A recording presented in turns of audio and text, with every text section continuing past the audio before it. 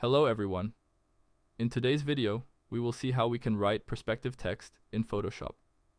First, open up the image of your liking in Photoshop. Now write some text using the text tool. After you have written your text, go to Layers. Then right-click on the text layer, Thumbnail. Then select Pixels.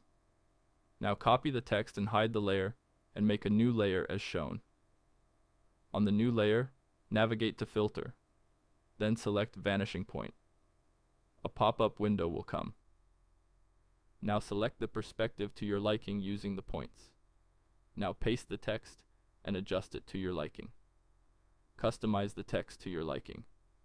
Then click on OK. Now go to the layer and select the blending options and use the shown properties to make your text realistic. Then click OK and you are done. If the video was helpful, please consider subscribing.